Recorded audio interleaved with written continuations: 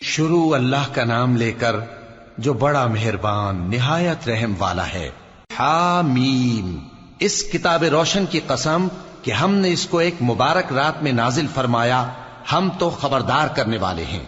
اسی رات میں تمام حکمت کے کام فیصل کیے جاتے ہیں، یعنی ہمارے ہاں سے حکم ہو کر بے شک ہم ہی فرشتوں کو بھیجتے ہیں۔ یہ تمہارے پروردگار کی رحمت ہے، وہی تو سننے والا ہے، جاننے والا ہے۔ آسمانوں اور زمین اور جو کچھ ان دونوں میں ہے سب کا مالک، بشرطے کہ تم لوگ یقین کرنے والے ہو۔ اس کے سوا کوئی معبود نہیں، وہی زندگی دیتا ہے اور وہی موت دیتا ہے، وہی تمہارا اور تمہارے پہلے باپ دادوں کا پروردگار ہے۔ لیکن یہ لوگ شک میں پڑے کھیل رہے ہیں، تو اس دن کا انتظار کرو کہ آسمان سے صاف دھواں نکلے گا جو لوگوں پر چھا جائے گا، یہ درد دینے والا عذاب ہے۔ اس وقت وہ کہیں گے کہ اے پروردگار، ہم سے اس عذاب کو دور کر، ہم ایمان لاتے ہیں۔ اس وقت ان کو نصیحت کہاں مفید ہوگی، جبکہ ان کے پاس پیغمبر آ چکے جو ہمارے احکام کھول کر بیان کر دیتے تھے۔ پھر انہوں نے ان سے منہ پھیر لیا اور کہنے لگے، یہ تو سکھایا پڑھایا ہوا ہے، دیوانہ ہے۔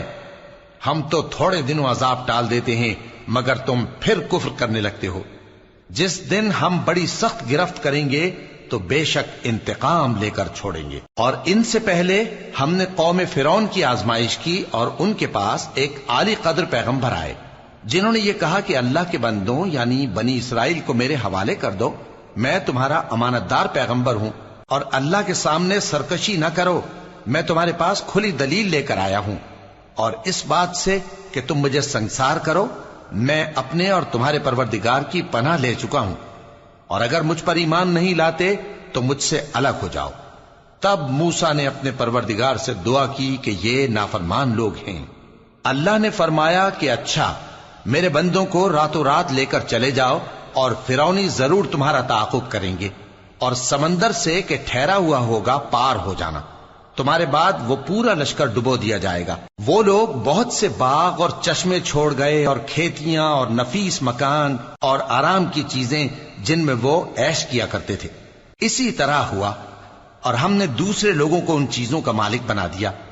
پھر ان پر نہ تو آسمان اور زمین کو رونا آیا، اور نہ ان کو مہلت ہی دی گئی، اور ہم نے بنی اسرائیل کو ذلت کے عذاب سے نجات دی، یعنی فرعون سے۔ بے شک وہ سرکش اور حد سے نکلا ہوا تھا، اور ہم نے بنی اسرائیل کو اہل عالم میں سے علم کی بنیاد پر چنا تھا، اور ان کو ایسی نشانیاں دی تھیں جن میں کھلی آزمائش تھی۔ یہ لوگ یہ کہتے ہیں کہ ہمیں صرف پہلی دفعہ یعنی ایک بار مرنا ہے اور پھر اٹھنا نہیں۔ پس اگر تم سچے ہو تو ہمارے باپ دادا کو زندہ کر لا۔ بھلا یہ اچھے ہیں یا تبا کی قوم اور وہ لوگ جو ان سے پہلے ہو چکے ہیں؟ ہم نے ان سب کو ہلاک کر دیا، بے شک وہ گناہگار تھے۔ اور ہم نے آسمانوں اور زمین کو اور جو کچھ ان میں ہے اس کو کھیل کے لیے نہیں بنایا، ان کو ہم نے تدبیر سے پیدا کیا ہے، لیکن اکثر لوگ نہیں جانتے۔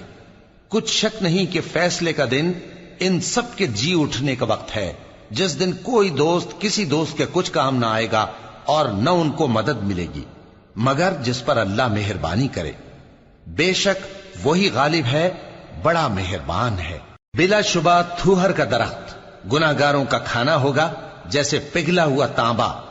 وہ تھوہر پیٹوں میں اس طرح کھولے گا جس طرح گرم پانی کھولتا ہے۔ حکم دیا جائے گا کہ اس کو پکڑ لو اور کھینچتے ہوئے دوزخ کے بیچوں بیچ لے جاؤ، پھر اس کے سر پر کھولتا ہوا پانی اونڈیل دو کہ عذاب پر عذاب ہو۔ اب مزہ چکھ، تو بڑی عزت والا اور سردار تھا۔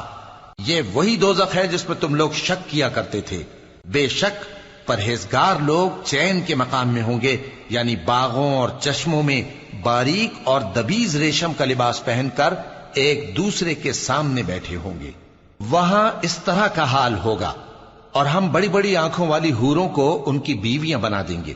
وہاں امن و اطمینان سے ہر قسم کے میوے منگائیں گے اور کھائیں گے، اور پہلی دفعہ کے مرنے کے علاوہ موت کا مزہ پھر نہیں چکھیں گے، اور اللہ ان کو دوزخ کے عذاب سے بچا لے گا۔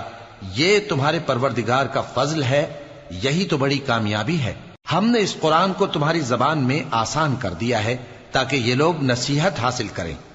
پس تم بھی انتظار کرو، یہ بھی انتظار کر رہے ہیں۔